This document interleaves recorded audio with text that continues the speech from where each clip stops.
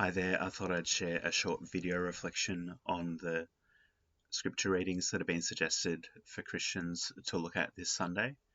The first reading is from Exodus chapter 14, verse 19 to 31, and you might as well also have a look at the song that follows on from that in Exodus 15.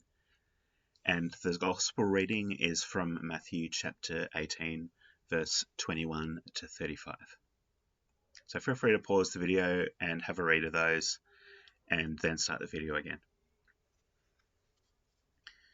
In the reading from the Jewish scripture from Exodus, today we have the story of Israel's deliverance from the Egyptian army. And God has heard their cries for liberation from slavery, liberation from harsh labor from which they don't benefit. God has worn down the king of Egypt to the point where he finally says that they can go and worship God in the wilderness. But once they've crossed the border, the king changes his mind.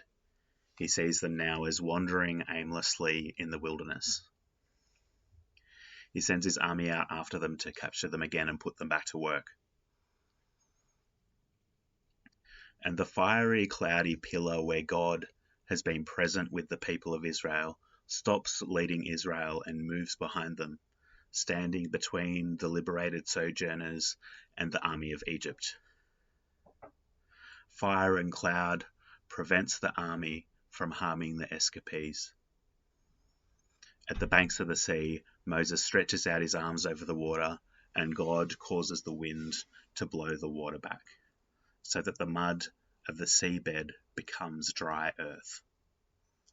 Fire, air, water, and earth are conspiring to protect and rescue the people of Israel. And these elements of creation are conspiring against their pursuers. As the army follows Israel across the dried out seabed, God causes the waters to return, entrapping the vehicles of war in the sludge and drowning the drivers, horses, and soldiers. The story and the associated songs repeat this over and over in a way that we might find shocking and gruesome, in a way that might be hard for us to relate to, might be hard for us to accept.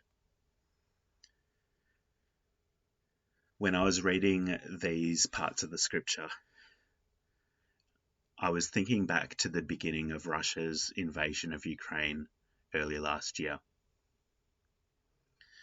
And I wonder whether remembering that happening might help us to relate.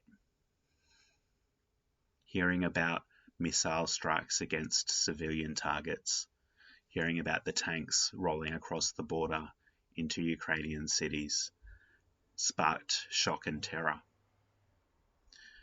And it might be more relatable to imagine wishing that God would make the earth swallow up Russian tanks, or that God would make the wind turn back the missiles. When we hear the celebration of the Israelites at the deaths of the Egyptian soldiers, we need to recognize that they are civilians who have just escaped death at the hands of an advanced military power. Some of them may have been captured and taken back into slavery, but death is the reality at the front of their minds. So when they arrive safely on the far shore and see that their pursuers have been miraculously drowned in the sea, their response is celebration.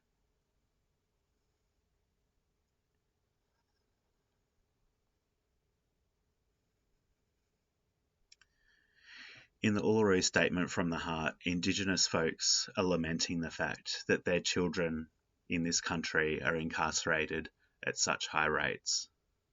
We might think that this is something that happens in other parts of the continent, but in this city, in Melbourne, in Naarm, over 60% of the kids in juvenile detention are Indigenous. It's unusual that Australia incarcerates children at such young ages, at ages where we know children can't yet understand the natural consequences of their actions. It's Indigenous families who are most impacted by this. We've heard a lot about families protesting against their children being incarcerated at Dondale in the Northern Territory. And relatives are also protesting against detention of kids at Cherry Creek in Melbourne, a new prison recently opened by the Victorian government.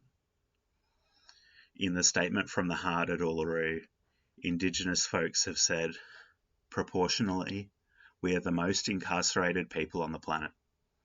We're not an innately criminal people. Our children are alienated from their families at unprecedented rates. This cannot be because we have no love for them, and our youth languish in detention in obscene numbers. They should be our hope for the future. This is one of the reasons why Indigenous folks have been asking to have a voice to Parliament. They want to be able to just talk to the federal government about things like this that affect their communities. It's not a lot to ask, and on its own, it might not make much difference. If the referendum is successful and a voice to Parliament is set up, it's going to require us as a society to listen. Chances are that our politicians will not want to listen, just like the King of Egypt had not wanted to listen. And we'll need to remind them to listen to what First Peoples are saying. And we can start listening now.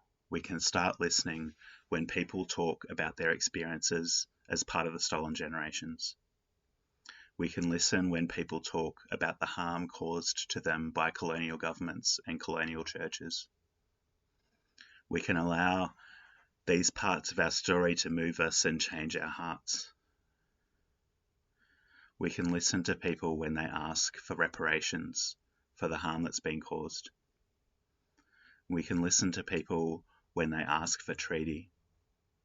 We can listen to First Peoples when they ask for their land back. We can listen to people when they talk about their experiences of the policing system, the justice system, the health system, the education system. In the parable that we heard from Matthew's Gospel, Jesus tells a harsh story. And I think it's important to take note that this isn't one of the parables where Jesus says he's describing the reign of God. And that he doesn't say that the noble in the story represents God. Parables aren't allegories where every element represents something else. They're stories that challenge and disrupt our thinking.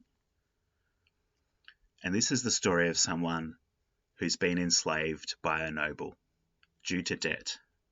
And he's unexpectedly freed from slavery and debt because the noble realizes that the debt can't be repaid. And so he has mercy on this slave. But as soon as the slave is freed, he goes off to demand immediate payment of a relatively petty debt from someone else. The man who owes him can't pay, and so he has him detained until someone can pay his debt. The noble hears about this, and hearing that this is the man's preferred way of operating, he decides, all right, I do want the money you paid me after all. And I'm not going to enslave you.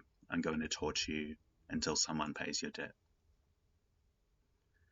If we decide as a society that we don't want to be merciful with something as little as allowing the sovereign people of these lands to talk to the government, that is going to send a message to our leaders that there is an appetite for nastiness and stinginess and not an appetite for listening and mercy.